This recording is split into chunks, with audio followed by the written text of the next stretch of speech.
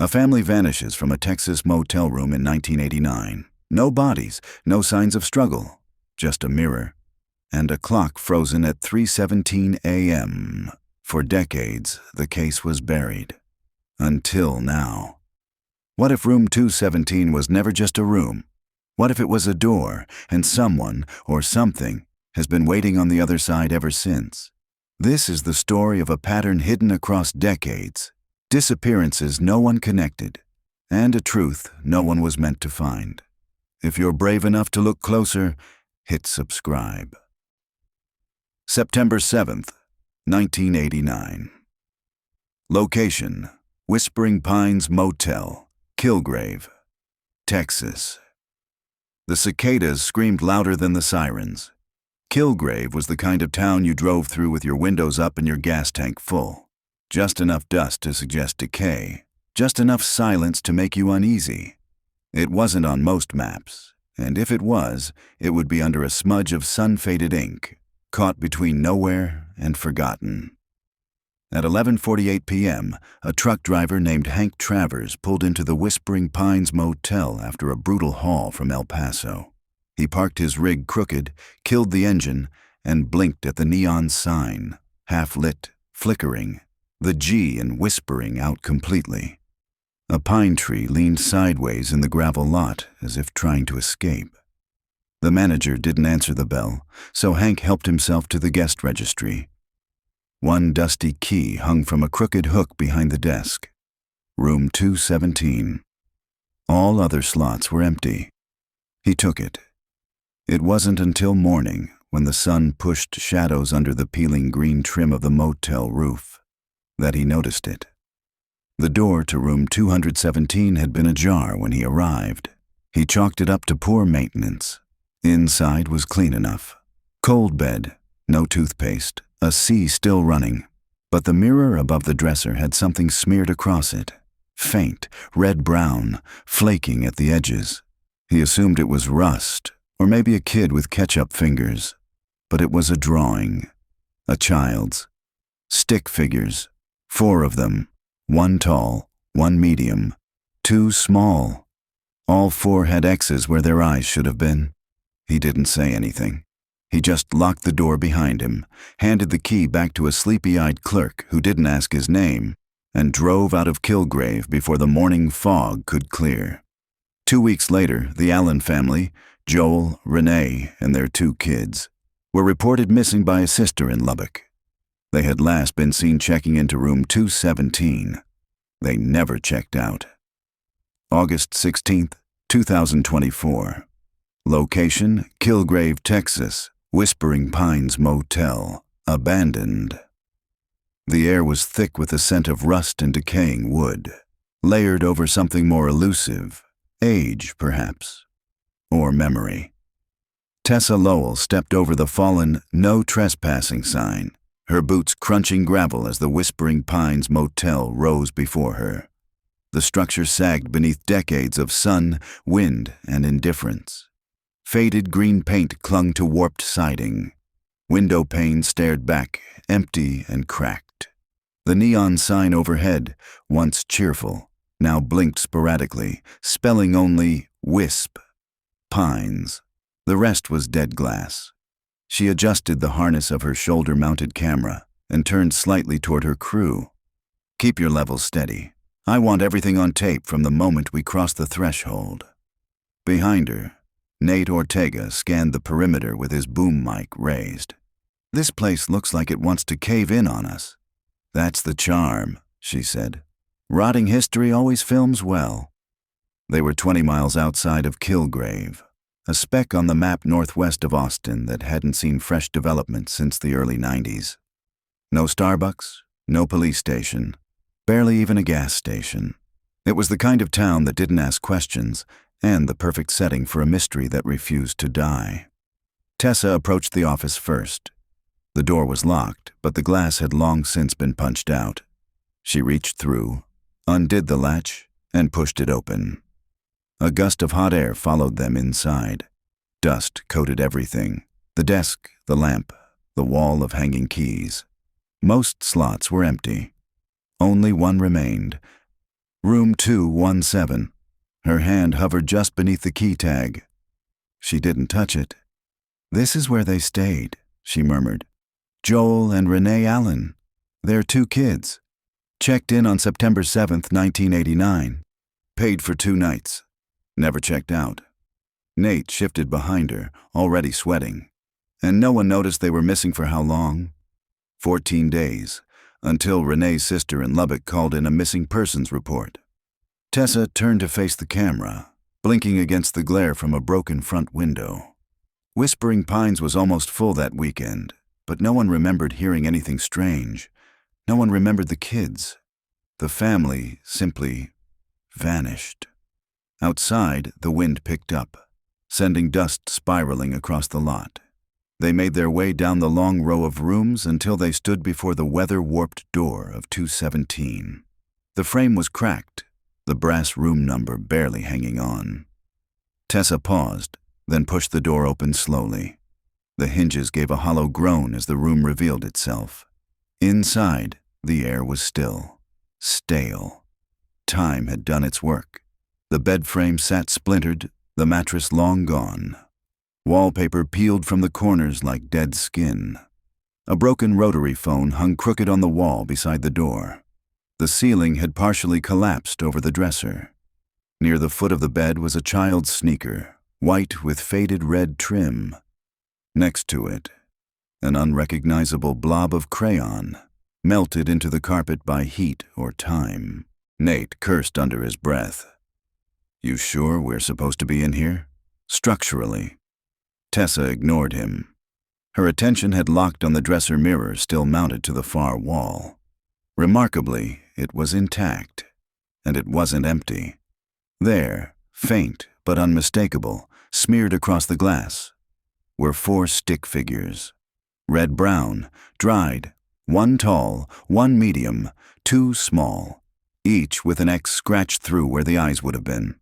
It matched the original police photo, almost exactly. Except there was something else, something new. Tessa stepped closer. The sunlight angled perfectly through a gap in the ceiling, casting across the mirror's surface. Her breath caught, carved into the mirror, barely visible unless the light hit just right, were letters, jagged, deep, raw. "Don't look for us." She raised her camera slowly. "Nate, are you getting this?" "I see it," he said. "Tessa, that wasn't in any of the original reports, was it?" It wasn't." She turned off the camera. They stood in silence for a moment, listening to the creaks and groans of the rotting building around them. Somewhere in the distance, a bird screamed, high and sharp. Neither of them moved. Later, back at the Dewdrop Inn 12 miles away, Tessa sat hunched over her laptop. She had gone through the footage 3 times, pausing and scanning frame by frame. Each angle of room 217, each whisper of dust, each inch of the mirror. She stopped the playback at 12 minutes and 47 seconds. A blink of motion, barely perceptible. She zoomed in, enhanced, adjusted contrast. There, in the corner of the bathroom mirror, just over her shoulder during a slow pan, was a face.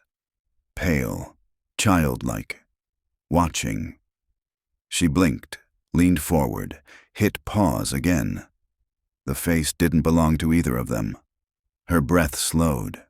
She stood, stepped back from the laptop, then locked the room door behind her. Nate had gone out for supplies. She was alone now. She returned to the screen. The figure had no eyes, just deep hollows, as if whoever had drawn the stick figures in blood had left a warning or a prophecy. She didn't sleep that night. Neither did Nate when she showed him the frame. They sat in the motel room drinking stale coffee from the machine near the front desk. Tessa kept one hand near her phone, the other gripping the handle of the camera like it could protect her. Somewhere across the parking lot, a light flickered on the second floor of the abandoned motel. But there was no power in the Whispering Pines. August 17th, 2024. Location, Houston, Texas. Oak Hollow Retirement Village, Detective Arthur Graber hadn't spoken the name Whispering Pines aloud in over 20 years. Now, sitting in the filtered sunlight of his modest retirement apartment, he stared at the paused video on his laptop, heart pounding in that slow, arrhythmic way he thought he'd left behind with stress, divorce, and early heart surgery. The video was grainy, but it was the mirror that held him. The carvings, the figures, the tiny, pale reflection in the bathroom glass. "Jesus," he muttered, rubbing his temple. "No damn way." He hadn't subscribed to many YouTube channels, mainly old war footage, documentaries, and mechanical repair guides. But echoes of the Unsolved had pinged his inbox this morning, thanks to an algorithm that somehow knew more about him than his doctor did. The title had jumped out immediately. "We found the room where a Texas family vanished in 1989, room 217. Part 1. Now he couldn't stop watching. He'd worked the Allen case back in the day, his first real major missing persons investigation. Cold long before it reached his desk in '93, but it was one of those files you didn't forget. 4 people, 1 motel room, 0 witnesses. He reached for the yellowed file folder he kept in a locked drawer, even now, like a relic he couldn't throw away. Inside, old Polaroids, photocopied statements, a flattened evidence bag with photos of the child's drawing. No blood typing, no DNA, just assumptions and a few hairs they could never match to anyone. He opened the file and compared the original photo of the mirror drawing to the freeze frame from the video. Identical. Except for the carving. That was new. Graber sat back. His left knee ached, always did when he thought too long. He looked out the window to the courtyard below, where 2 other residents played cards under a shade tree. The world had moved on. The case had moved on. He was supposed to move on too. But some things didn't let you go. He closed the laptop, placed it beside the old file, and stared at the stack for a long time. By late afternoon, he had made up his mind. Tessa answered the unknown number with a wary voice. "Miss Lowell?" he asked. "Name's Arthur Graber. I used to be a detective with the Houston Police. I worked the Allen case back in '93. There was a pause on the line. I know your name. You signed the supplemental case notes. I read them. I just saw your video." She hesitated again. "I thought the file was closed." "It was," he said. "But you opened it." He heard her breathing quicken. "You saw the mirror? The carving?" "I did. And more than that, I saw the reflection. I've got some questions, and maybe some answers." He gave her his address. She said they'd be there in 3 hours. Tessa and Nate arrived just before sunset. Graber watched from the window as their car pulled up, an aging hybrid with camera cases in the back seat. They looked younger than he expected, but then again, most people did now. When Tessa stepped into his apartment, he could see it in her eyes. She wasn't chasing content. She was chasing ghosts, just like he had once. She sat at his kitchen table and opened her laptop. "I didn't edit this," she said quietly. "This is the raw file. That reflection, it's not us. No one else was there. And the carving? I swear it wasn't visible when we first entered." Graber leaned in, watching the clip as she played it back. He focused not just on the mirror, but on the girl, if it was a girl, staring from the bathroom. She didn't move, didn't blink, just stared. He paused it. "Zoom here," he said, pointing. Tessa adjusted the zoom. The child's mouth was open. Not wide, just enough to suggest a whisper or a scream that had been cut short. Graber sat back. "You ever hear of a girl named Lacey Dunn?" "No. She vanished from a gas station in Odessa. October 1987. 2 years before the Allens, 7 years old. Alone in the restroom for less than 2 minutes. What does that have to do with her drawing on the mirror? Same stick figures, same X's over the eyes." Tessa stared at him. We never connected the cases, he went on. They were too far apart. No vehicle description, no witnesses. But when I saw your footage, it clicked. I remembered that mirror, that drawing. She nodded slowly. You think this is connected? Like a pattern? I think someone made them disappear. And I think they wanted us to forget. They spent the next 2 hours combing through the old file. Statements from motel staff, most of whom were long dead or unreachable. A night manager who said he never saw the kids.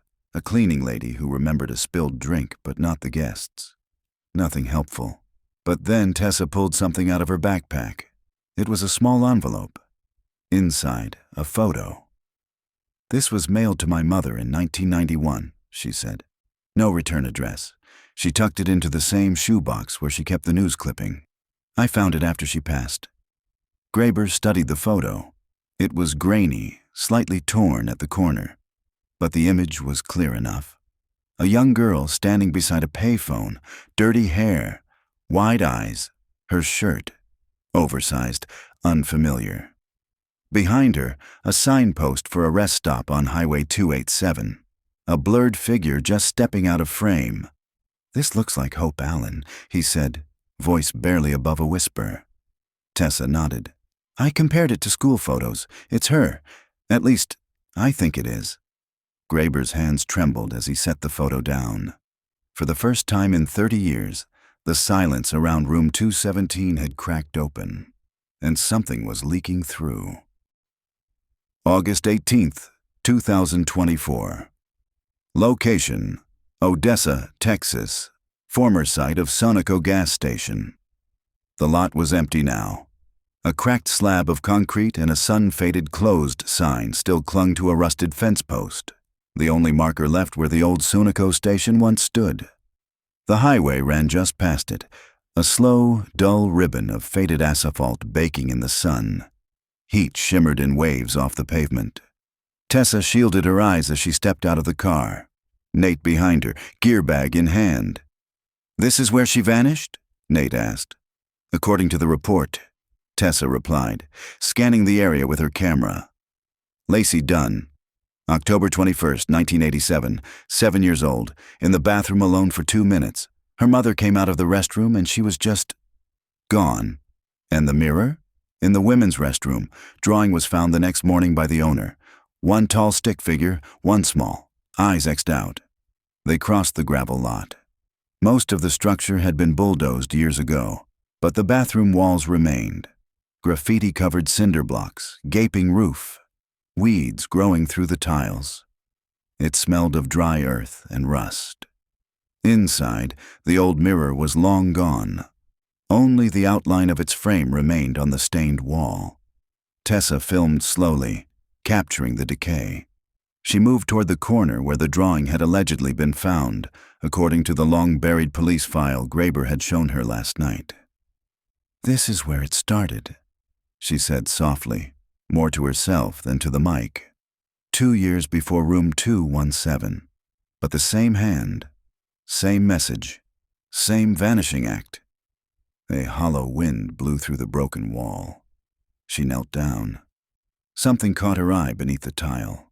A flash of plastic, mostly buried in dirt.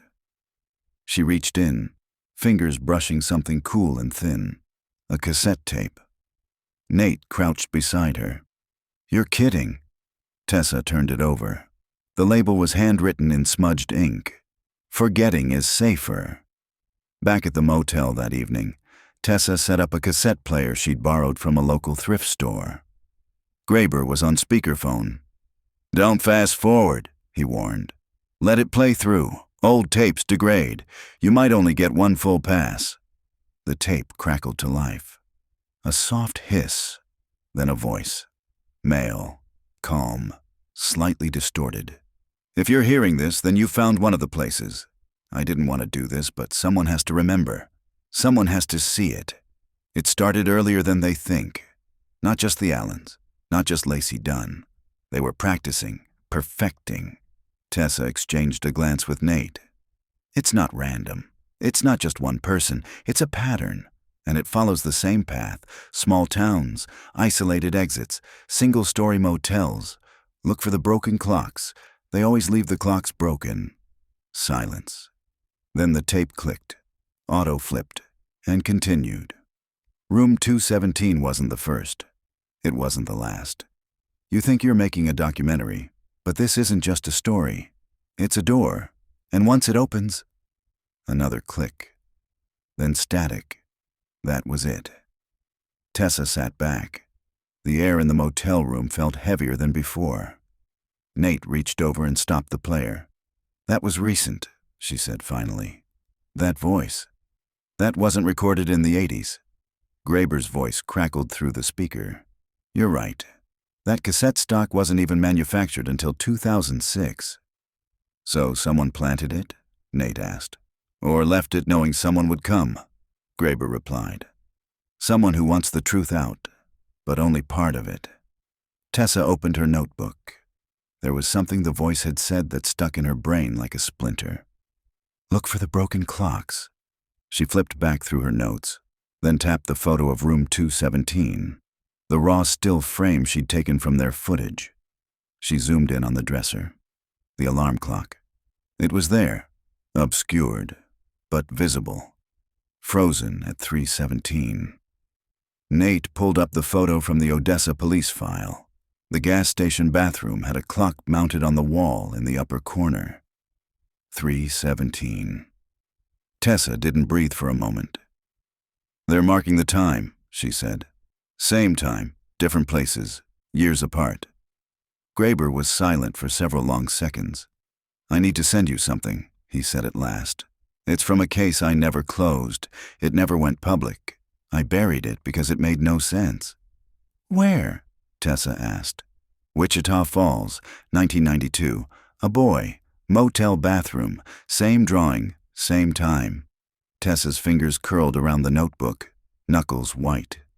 There's a trail here, she said. We're just starting to follow it.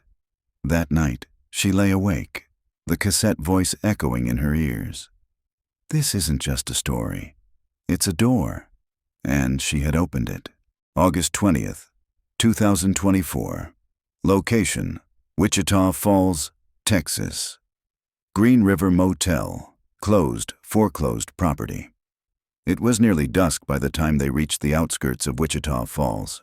The sky had dimmed into a watercolor wash of dusty blue and rust, and the crumbling shell of the Green River Motel stood like a carcass on the roadside, bleached by years of sun and neglect.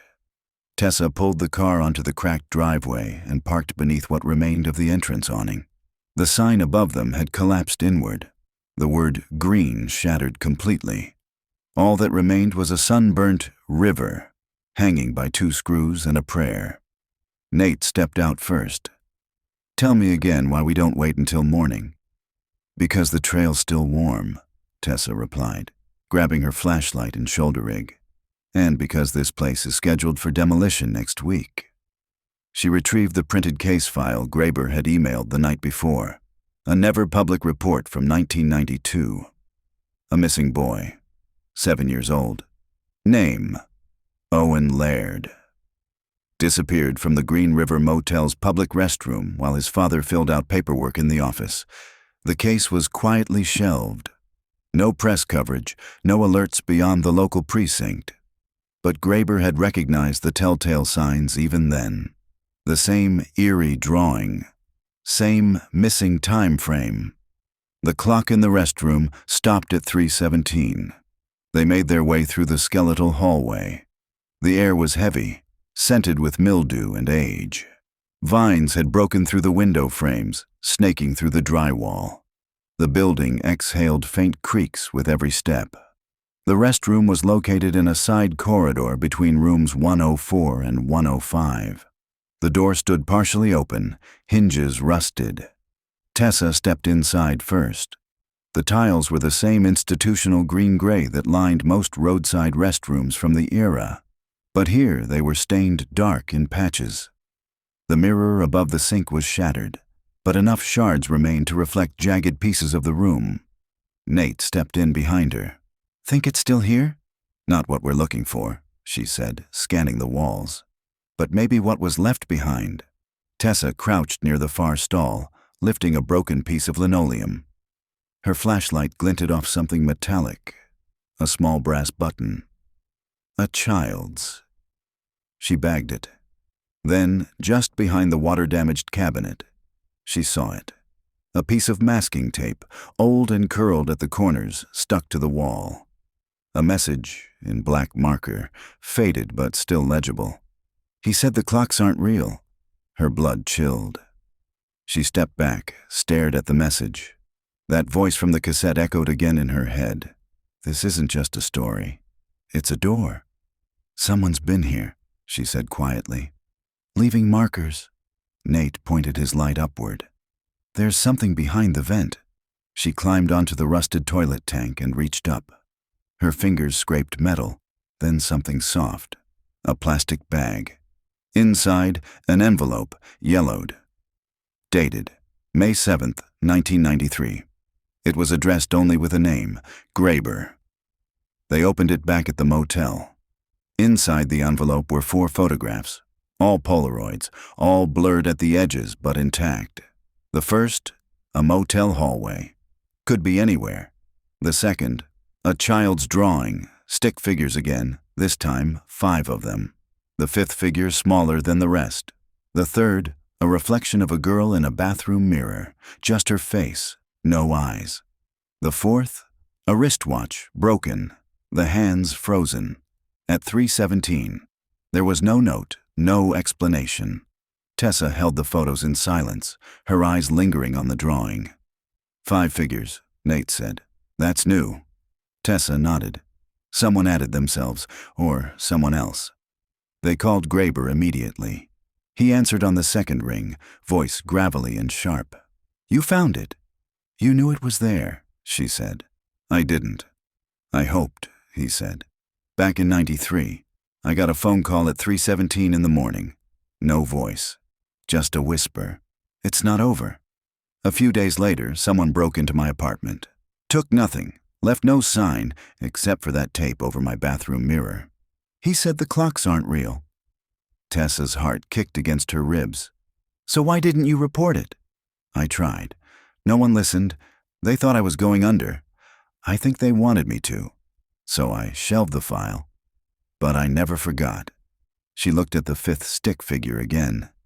It was bent at the knees, arms out, almost like it was reaching for something, or someone. Back at the motel, while Nate showered, Tessa stared at the photos again. She scanned each one into her laptop, adjusting levels, sharpening details.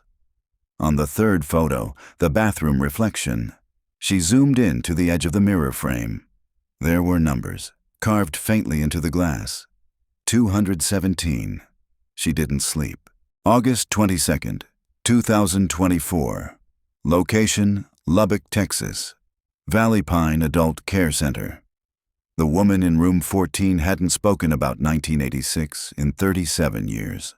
She sat by the window now, brittle hands folded in her lap, eyes locked on the wind chimes outside. Her name was Evelyn Crowther, though no one called her that anymore. The staff referred to her as Evie, like a child. Tessa wasn't sure what she expected when she walked into the room. Maybe something broken beyond recognition. But Evelyn looked remarkably intact. Tired, but not fragile. Old, but not erased. Her sharp green eyes flicked up the moment Tessa stepped through the door. You're not a nurse, Evelyn said, voice dry but clear. Tessa stepped forward slowly. No, ma'am, I'm making a documentary. I was hoping you might help me with a case from the 80s. Which one? Tessa paused. Whispering Pines Motel, Kilgrave. Room 217. The old woman didn't blink. She only leaned back in her chair and exhaled softly. They're still digging that hole, huh? Nate stayed by the door, holding a small audio recorder. Tessa moved to the chair across from Evelyn. I'm sorry to ask you to go back. I know it's not easy. I was 16 when I disappeared, Evelyn said. Came back 5 days later. No memory. They called it a fugue state.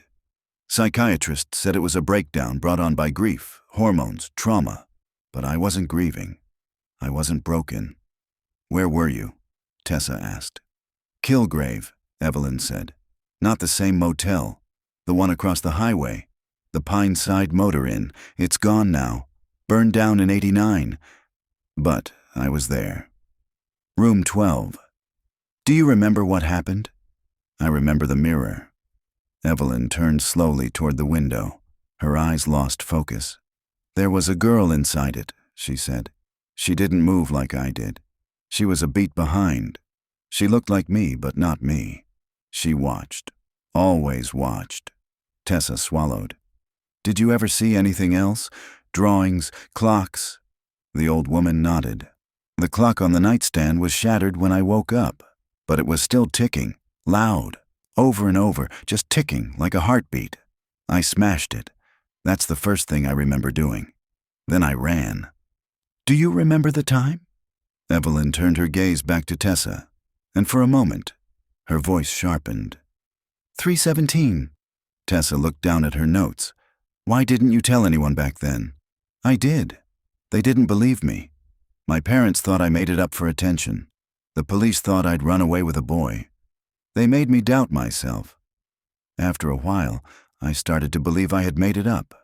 She paused, until someone started mailing me the photos.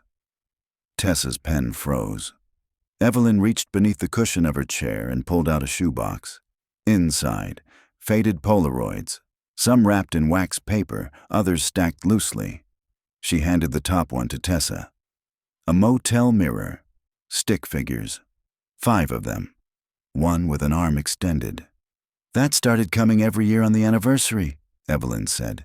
Different return address every time, no name, just one picture, same theme, sometimes drawings, sometimes reflections. Tessa's hands trembled slightly as she examined the next photo. This one was taken from inside a motel room, a child's shadow in the doorway. The mirror across the room showed no one. The sender wanted you to remember, Tessa whispered, or wanted me not to forget, Evelyn replied. Maybe they were making sure the door stayed open. The phrase echoed, a door. Tessa reached into her bag and pulled out the 3rd Polaroid from Wichita Falls, the girl in the mirror with no eyes. Evelyn's face paled. She held the photo like it might dissolve. I've seen her, she whispered. In my dreams, in reflections. For years, who is she? I don't know, Evelyn said, but I don't think she was ever real. Not in the way we are. I think she's something made, left behind, like a footprint. Tessa leaned forward. Evie, do you know who left the pictures? The tapes? Evelyn didn't answer right away. Her eyes filled with something that looked like grief mixed with fear. I had a brother, she said finally. Daniel, he disappeared in '85, motel restroom in Amarillo. No one cared, one kid from a trailer park. I think he's the one sending them. Tessa's heart stopped for half a second. You think he's alive? I don't know what I think anymore, Evelyn whispered. But I know his drawing was the first one. They didn't call it a pattern then. They just called it bad luck. Tessa reached for her recorder and turned it off. Evie, she said gently, would you be willing to talk more about what you remember? Maybe on camera. The woman looked out the window again. The wind had shifted, and the chimes were silent now. I'll talk, she said. But not here, not in daylight. I remember better at night. Why? Because that's when she comes, Evelyn said. August 24th, 2024. Location, Kilgrave, Texas, Whispering Pines. Motel return visit. They didn't speak much on the drive back to Kilgrave. Graber sat in the passenger seat, the file folder clutched against his chest like it might fly away if he loosened his grip. Tessa kept her eyes on the road, but her mind circled Evelyn's words like a slow, predatory orbit. I remember better at night, because that's when she comes. When they arrived, the motel looked exactly as it had a week earlier, except for one thing. Someone had cleared the parking lot. The overgrown weeds were flattened, The no trespassing sign was gone, and the faint tire tracks curved through the gravel. Not recent, maybe a day old, but recent enough to raise every hair on Tessa's neck. Graber got out of the car slowly. "This wasn't like this last time." "No," Tessa said. "It was wild and abandoned. We had to push the door open with a crowbar." She moved quickly now, her breath catching as they approached the familiar row of the rooms. The door to room 217 was closed, firmly shut, undisturbed. That was wrong. The last time she left, it had been half off its hinges, propped open with a rusted piece of pipe. She reached for the handle. It was cold. Nate joined them moments later, panting from where he'd parked down the road after spotting a sheriff's cruiser at a gas station. He looked between them and the door. "You sure about this?" he asked. "No," Tessa answered and pushed it open. The room smelled different, sharper, like bleach and smoke. The mirror was still there, but the figures were gone. No blood smear, no carvings, no dust. Just a blank pane of glass, scrubbed clean. Tessa stepped in, camera off. Her instinct told her this wasn't something to film. Not yet. Graber circled slowly, scanning the floor, the walls, the bed frame. "No prints," he said. "Whoever came through knew what they were doing." Nate moved toward the bathroom. "Tess," he called, "you'll want to see this." They followed him inside. It was darker here. No window, only a sliver of sunlight filtering in from a crack in the drywall. There, written on the mirror in fresh marker, were 3 words: "We remember you." Beneath it, drawn in ink, were 5 stick figures. One of them had a circle around it. A 6th figure, detached from the group. Smaller, lower. Not X'd out, but drawn in red. Tessa's breath left her in a slow rush. "That wasn't here last time." "Someone came after you," Graber said. "They knew where to write it. They knew the language." Tessa's voice was barely a whisper. "The red one. That's new." She took a photo. Then she turned to the dresser where the old alarm clock had sat before. It was gone. In its place, a cassette tape. No label, just a black shell with no markings.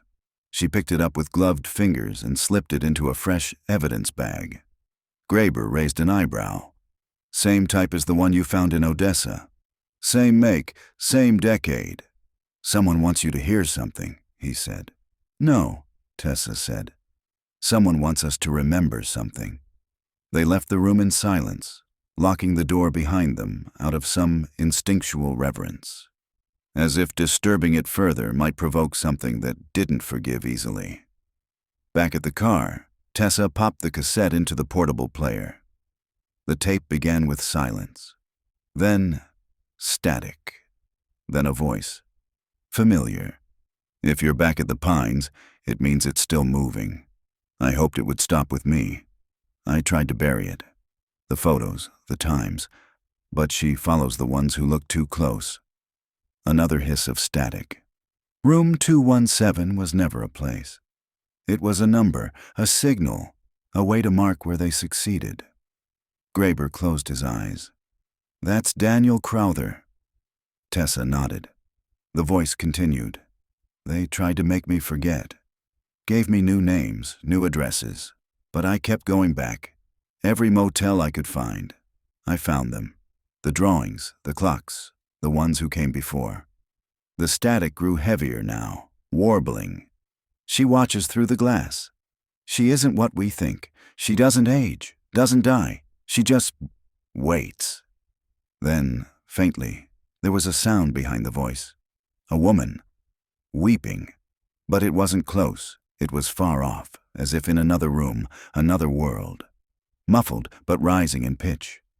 Tessa's blood ran cold. Then the voice returned. "You can't save the ones they took. You can only stop the next the tape clicked off. No rewind, no second side." Graber sat back, shaken. "He's warning you, or he's trying to end it." Nate exhaled. "What do we do now?" Tessa turned to the photo she'd taken. The mirror with the new figures. her eyes fixed on the red one, the outlier, the only one who might still be real. "We find the 6th, she said. August 26th, 2024. Location: Mineral Wells, Texas. Private residence. Unlisted. The house sat alone on a dead-end road just outside the city limits, shielded by oak trees and an overgrown hedgerow. It was the kind of place you drove past twice before you noticed it. A single-story ranch, sun-bleached and bunker-like, as if trying to fold itself into the earth. Tessa stood at the gate, rechecking the address. The tip had come anonymously. An encrypted message sent to her public inbox at 3:17 a.m. the previous night. The 6th lives in Mineral Wells, she remembers. The sender's IP was traced to an abandoned public library in Amarillo, another dead end. But the name that came attached to the message was one that Graber recognized: Jillian Dunn, sister of Lacey Dunn, the girl who vanished from the Odessa gas station in 1987. The older sister, the one who supposedly died in 1991 from a car accident outside Galveston. Except she hadn't. Graber pulled the official death certificate. The details didn't add up. The driver was unnamed, no autopsy recorded. The signature on the paperwork? Illegible, almost manufactured. And yet, here they were, staring at a mailbox that read simply, J. Dunn. Tessa pushed the buzzer. No response. She tried again. After a minute, the door creaked open slowly, just a few inches. A woman stood inside, barely visible through the gap. Mid-40s, hollow-cheeked, dark circles beneath her eyes like bruises grown from the inside.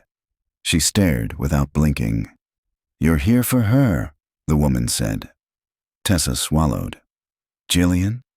The door opened a little farther. She nodded. "You're not with them?" "We don't know who they are," Tessa said. "We're just following what's left." Jillian stepped back and let them in. The interior of the house was sparse. No photos, no clocks. The windows were covered with blackout curtains. A mattress sat on the floor in the living room, beside stacks of notebooks, audio tapes, and a small television with no antenna. Tessa's skin crawled. Jillian sat down cross-legged on the floor and picked up a tape recorder. She didn't hit play, just held it in her lap like it gave her warmth. "She came to me in the mirror first," she said, "when I was 12, after Lacey disappeared." "You saw her?" Graber asked. "She wore my sister's clothes. Her voice. But it wasn't her. It was too smooth. Too slow." She met Tessa's gaze. She tried to talk to me, but the words came out wrong, like they were borrowed. Tessa knelt beside her. "What did she say?" Jillian hesitated. "She said, 'It's your turn to go missing.'"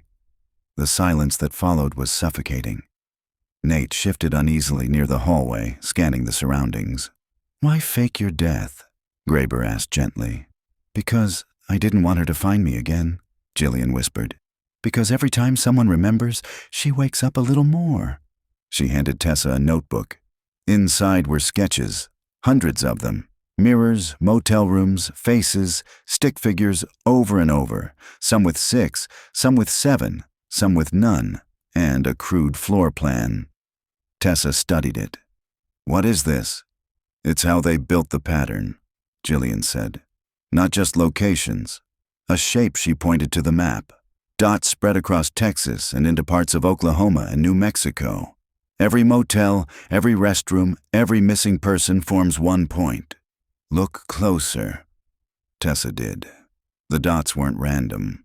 They formed a sigil, a geometric spiral intersected by lines. "Someone planned this," she said. "Not someone," Jillian said. "Something. The doors aren't just rooms, they're openings. Anchors." "And the 6th?" Graber asked. "Who is it?" Jillian's hands trembled. "I don't know her name. I only saw her once. She got out." Tessa's breath caught. "You're sure?" "She was in the mirror, but on our side, like she'd escaped." "But she wasn't okay." She was cracked, like glass held together by willpower. They took everything from her, voice, face, even her reflection. But she wrote something before she disappeared. Jillian reached into the couch cushions and pulled out a piece of yellowed paper. Faded handwriting, red ink. The others are trapped. I remember room 217. I remember my name. I remember the door. No signature, just a smudged thumbprint at the bottom. Tessa stared at it for a long time. She got out, she said. But she's still running. She's not the only one, Jillian said. Every 10 years someone else escapes, but they don't stay sane. They either vanish again or become something else. What else? Nate asked quietly. Echoes, Jillian said. Reflections, warnings. Outside, the wind kicked up, rattling the hedgerow. A branch scraped across the window like fingernails. Graber stood. We need to map this out. This pattern. If it's real, we're looking at design, intelligent movement. Someone trying to build something with people. Tessa nodded. And we find the sixth. Whoever she is, before they do. Jillian looked up sharply. You're already too late. They froze. She reached out 2 nights ago. I got a letter. No return address. She handed it over. Inside was a photo. A girl, late teens, dark hair, pale skin, standing in front of a boarded-up gas station in Clovis, New Mexico. Eyes empty. Smile. Wrong. On the back, written in red pen, I remember. I am remembering. I am what's left. August 28th, 2024. Location, Clovis, New Mexico. Abandoned Sinclair gas station. The Sinclair station had been closed for over 30 years, but it hadn't been forgotten.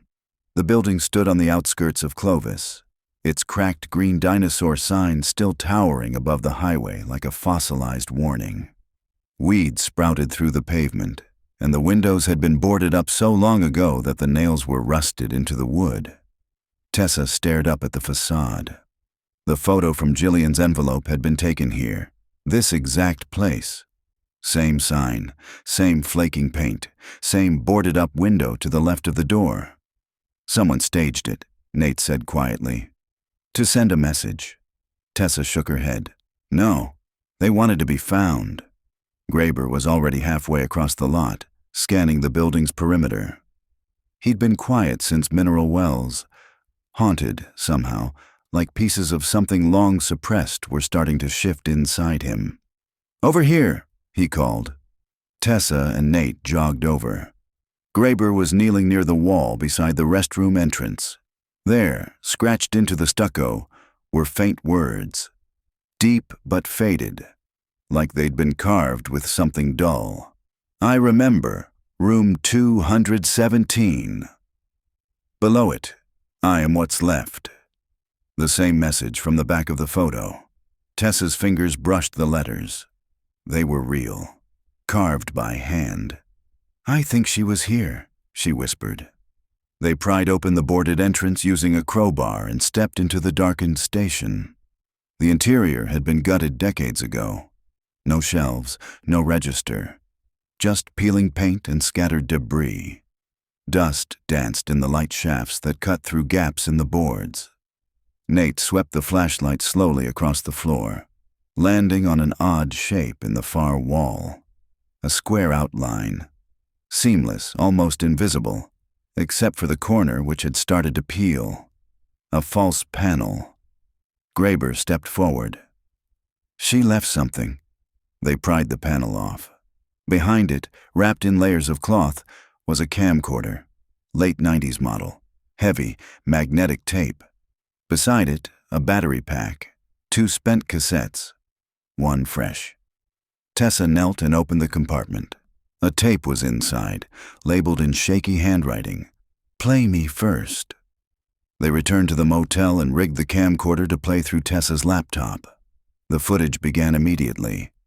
A girl, the same girl from the photo, thin, pale. Her hair was wet, matted to her face. She looked no more than 17, though her eyes carried something ancient. She sat in a dim room, no identifiable features behind her, just a cracked mirror on the wall. "If you're watching this, I got out." Her voice was hoarse, almost mechanical. "My name is Lena. I think that was my name. I'm not sure anymore. They took it from me. But I remembered the number. 217. Over and over. They made us draw it. Made us watch." She lifted her arm. A tattoo. Homemade. Inked crudely across her forearm. 217. They kept us in places with mirrors. We were never alone, even when we were. There was always someone watching. Behind her, the mirror flickered. For a split second, another figure appeared. Unmoving. Tessa paused the footage and zoomed. It was the mirror girl. The same hollow-eyed child from Odessa. From room 217. From Evelyn's sketchbook. But older now. Different. Almost human. Graber leaned in. "She's becoming them." Tessa resumed playback. "I escaped through a vent in the bathroom. It was sealed, but I broke it. I left the others behind. I couldn't go back. I hear them at night. They whisper through pipes, through walls, through glass." She reached toward the camera, desperate. "If you found this, find the others. They're still alive. Somewhere. I feel them. They dream in my head." The footage cut out. Static. Then it resumed. This time, Lena was older. Same room, same mirror. But her eyes were gone. Not missing, just blank. Washed over with gray, as if drained of their humanity. She spoke again. "Forget me. Forget us. If you remember too long, she finds you." The feed cut permanently to static. Graber sat back, his hands shaking. "She knew," he whispered. "She escaped, but she didn't leave." Nate looked up. "What do you mean?" "She became part of it."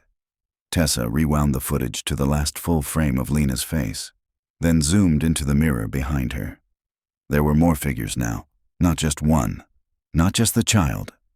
5, all standing shoulder to shoulder, blurry, faceless, watching. Tessa closed the laptop. "She's not the 6th. Graber didn't move. "She's the 7th. August 30th, 2024. Location: Austin, Texas, University of Texas, Digital Archives Division. The map was a lie. Or more accurately, the map was hiding something. Tessa sat hunched over the university's microfilm reader, its flickering screen bathing her face in ghost light. Graber stood behind her, arms crossed, silent. The librarian had pulled every zoning record, plat map, and commercial permit issued in north central Texas from 1970 to 1995. Tessa had them all. The pattern was beginning to emerge. Each disappearance site formed a rough pentagon on the map. Motel rooms, gas stations, roadside bathrooms, public restrooms, no two more than 90 minutes apart, all of them tied to one shared characteristic, a missing room number. Odessa's rest stop. Bathroom 2, stall 1, room number scratched out. Wichita Falls, motel record skipped from 216 to 218. Clovis. The Sinclair station never officially had numbered rooms, until a zoning diagram showed a private service room marked 217 attached to the back. Tessa slid her finger across the center of the map. Kilgrave. Right in the middle. Graber stepped forward. "Room 217 was never just a motel room." "No," she said. "It was the anchor point." Nate walked over with a folder. "You guys need to see this. It's a 1978 land transfer file. Whispering Pines was built on top of a condemned property." Graber raised an eyebrow. "What kind of property?" Nate opened the folder. "A children's psychiatric home. Closed after multiple staff vanished in 1963. It was buried in a private settlement. No press."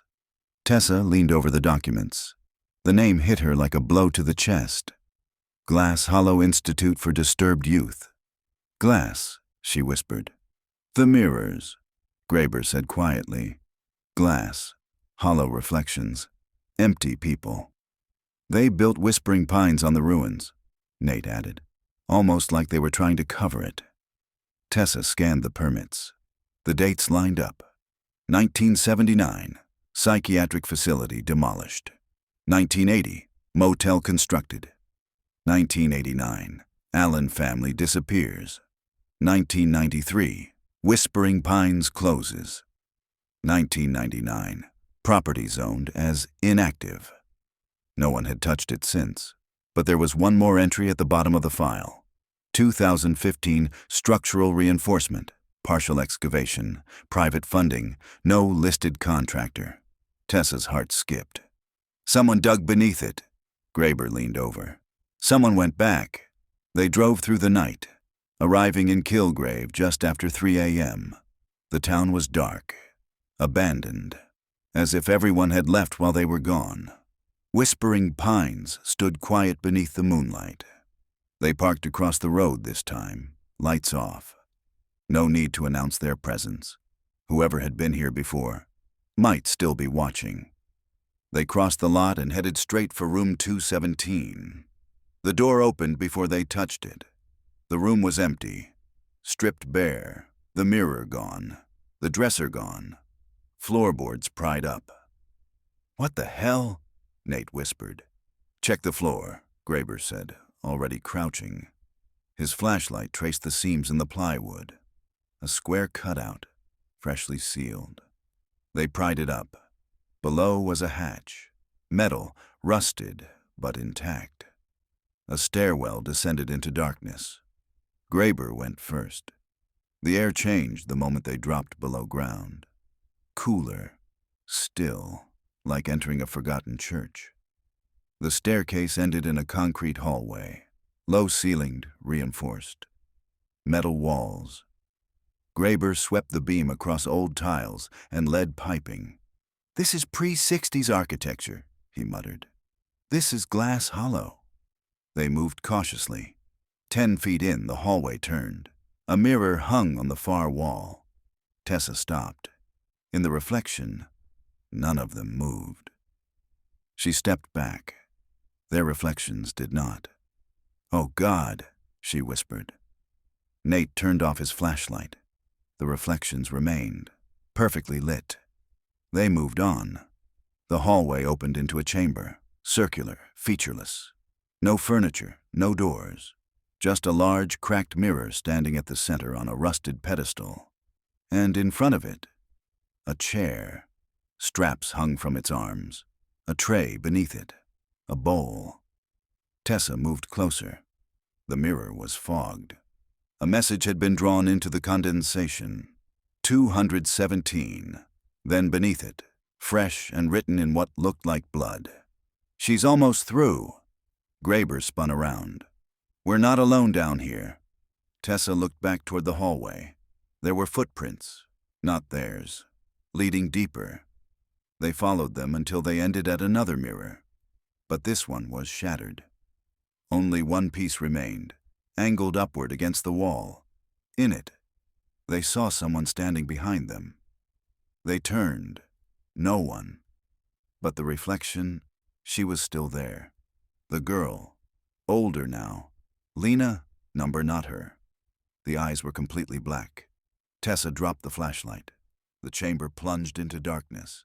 A sound came from the mirror. Not a scream, a whisper. One word. Remember. August 31st, 2024. Location, Kilgrave, Texas. Below Whispering Pines, sub-level chamber.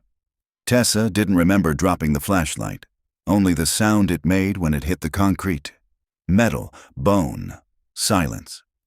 When Graber recovered it, the beam flickered once, then steadied, casting the chamber back into pale, quivering light.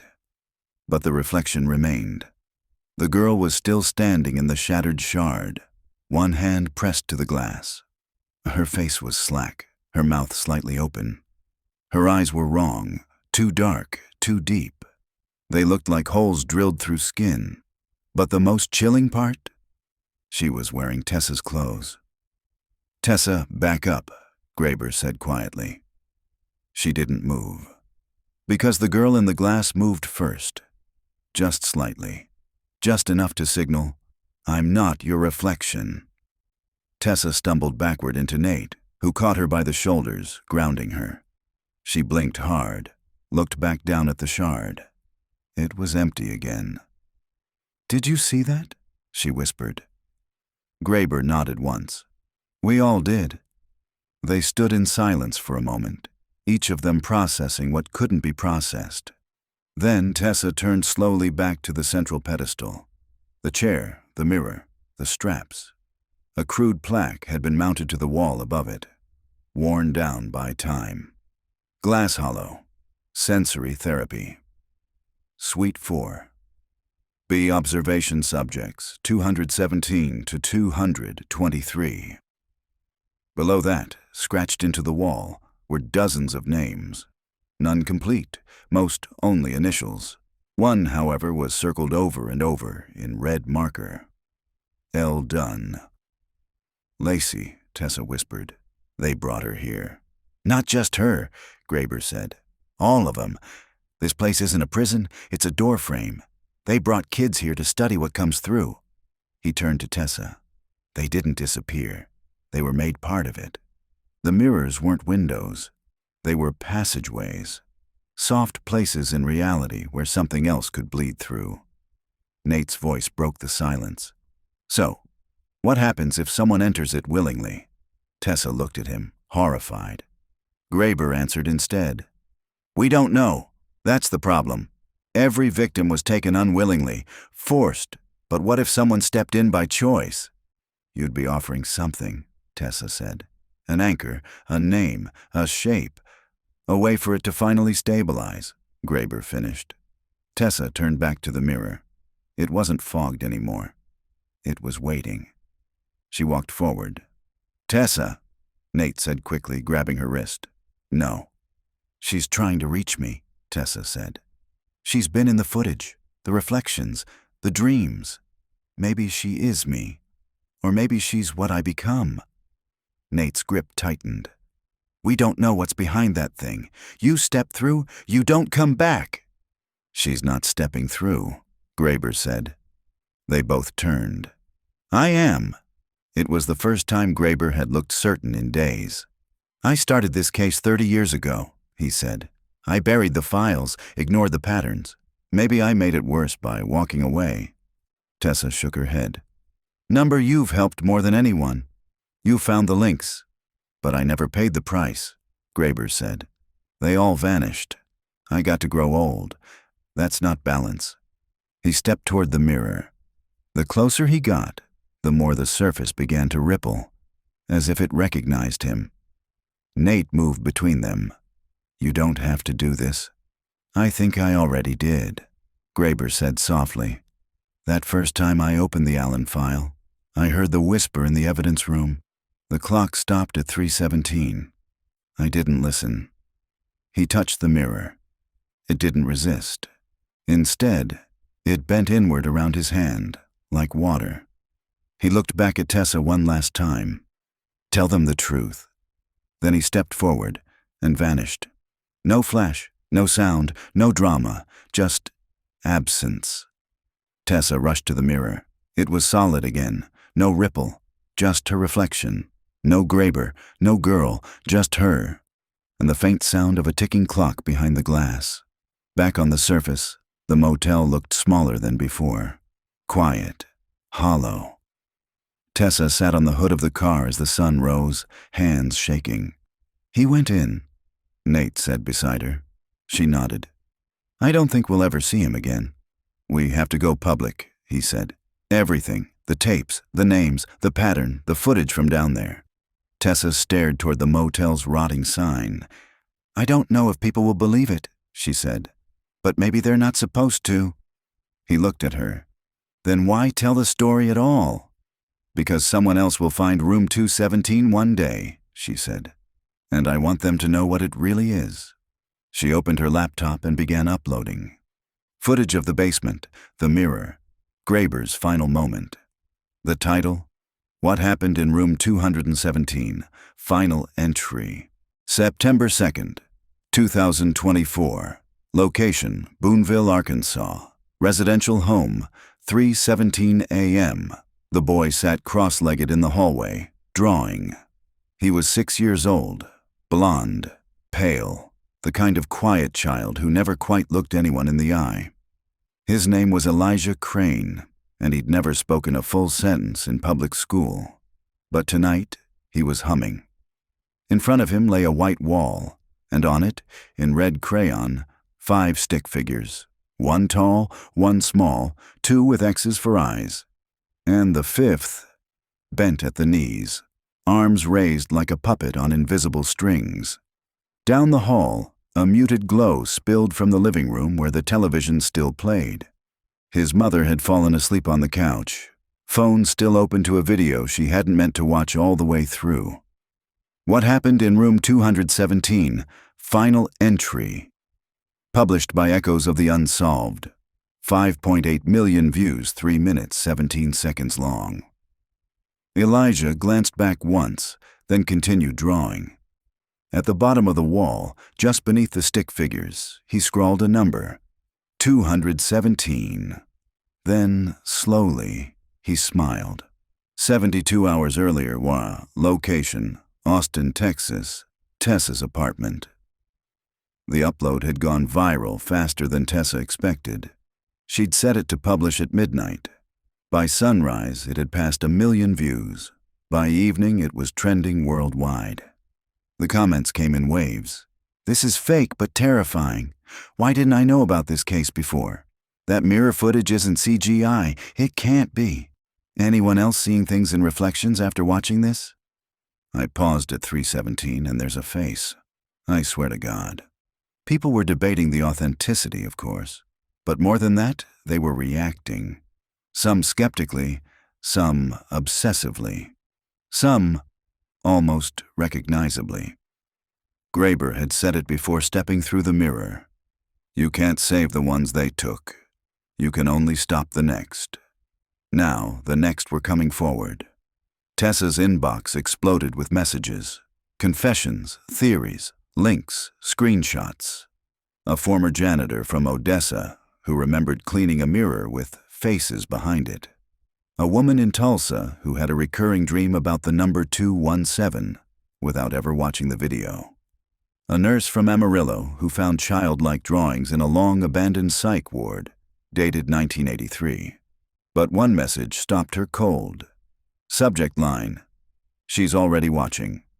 The body of the email contained a photo, a classroom, dozens of children seated at desks, a teacher smiling at the board. But in the far right corner, behind the classroom mirror, a blurred figure, standing backward. No face, just long hair and a pale dress. Attached was a note. "This was taken 2 days after your video went up. My son drew the figures on our wall. He says the mirror girl told him how. I didn't know where else to send this." Tessa stared at the photo until the screen blurred with tears. She knew then. It wasn't over. It was spreading. Elsewhere date, September 2nd, 2025. Location, unspecified motel room. CCTV footage. The man entered the room at 3:15 a.m. He had no luggage. Paid in cash. Asked for room 217. The motel staff didn't notice at first. Why would they? Just another overnight guest. Quiet and polite. But when he didn't check out the next morning, they went to knock. The door was locked from the inside. They broke in. The room was empty. No man. No signs of forced exit. Only the mirror had changed.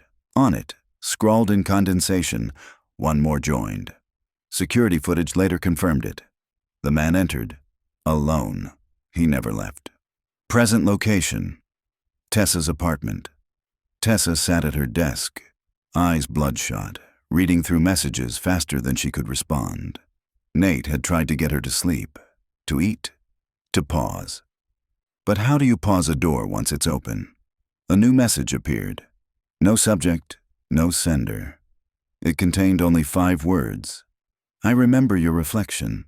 She stared at the screen, and then, just for a second, her laptop display flickered.